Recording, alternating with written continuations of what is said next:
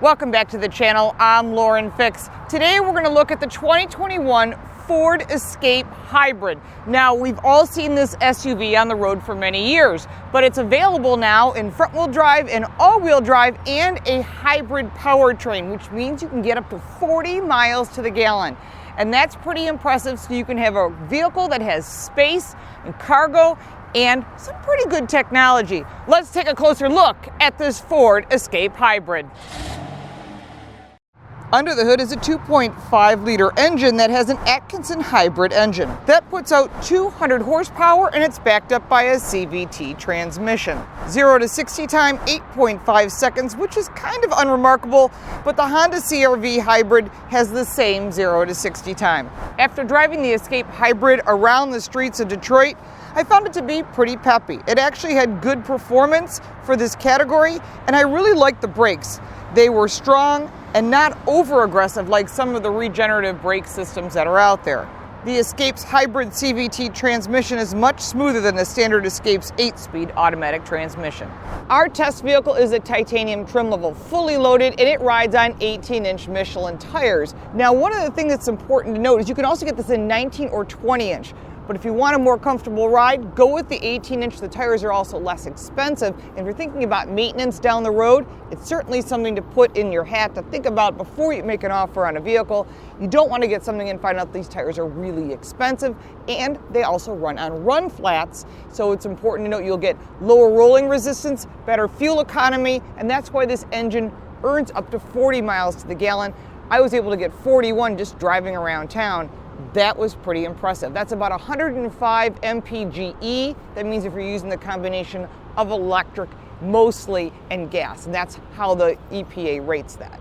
This Escape Hybrid has better handling and steering than most small SUVs. It didn't feel floaty, and it really had good control on the roads. When you're talking about cargo capacity, this vehicle has 30.7 cubic feet.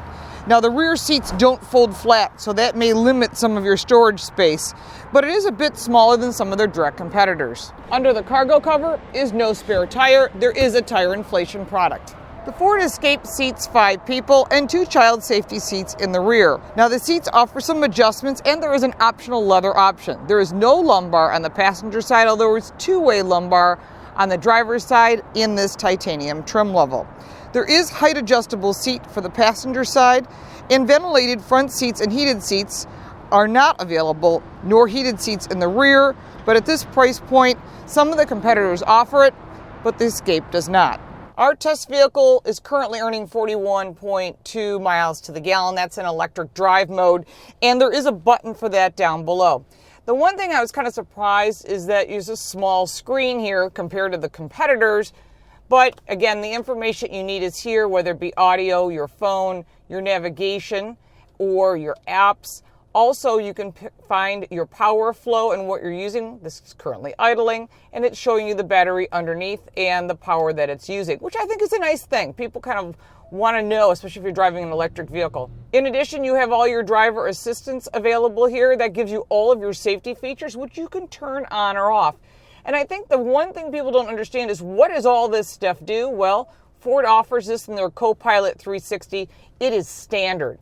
I am very impressed. And this is something that I think should be standard on all vehicles, is to have all the safety features, especially pre-collision assist, rear cross traffic alert, lane change departure, features available standard, and having them on is something that will help make drivers safer on the road. There's also the Ford Pass Connect, which has to do with your app.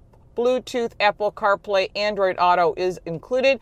Automatic updates. A lot of people have been asking about that. You can change your display and the information that you want as far as brightness and so forth. Valet mode. And then, of course, your navigation settings and your charge settings.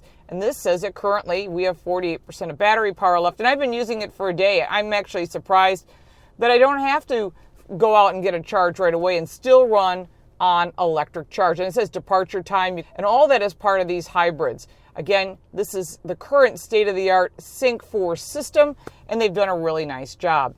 Below that, you've got your vents, your regular controls, included 3-stage heated seats on this titanium trim level. There's USB-C, USB, 12-volt, and wireless charging. There are 4 trim levels available for the Escape and the Hybrid. That's S, SE, SEL, and Titanium, and you can get a hybrid in any of those trim levels. Warranty is 3 years, 36,000 miles of coverage, and roadside assistance is 5 years, 60,000 miles. That coverage is average for the class.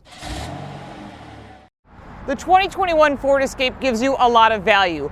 Around 40 miles to the gallon, great value, under $30,000. Now you can get into this vehicle at low end, but you won't get all the goodies. Of course, once you go to the Titanium and you load it up, our test vehicle came in around $35,000. There are not a lot of incentives for these vehicles right now because they're in such high demand. So if you're thinking about a plug-in vehicle, something that allows you to do both electric and gas, so you're not limited that you are with a lot of EVs, this might be a good option for you. If you have some additional questions that I did not cover on the Escape Hybrid, put them in the comments down below. I'm more than happy to answer them for you because I know when you're looking at this vehicle, everyone gets into their little specifics, and my job is to help give you car smarts. And if you got value from this video, make sure to like and subscribe for more videos like this. Don't forget to check out our podcast, Total Car Score, available on all platforms. Don't forget to sign up for the newsletter on our website, Car Coach Reports. We put out information in English and in Spanish because we want you to have car smarts, because knowledge is power. Remember that a salesperson's job is to sell you on this vehicle, and our job is to give you information so you don't have buyer's remorse. Thank you so much for watching, and we'll look forward to seeing you next time.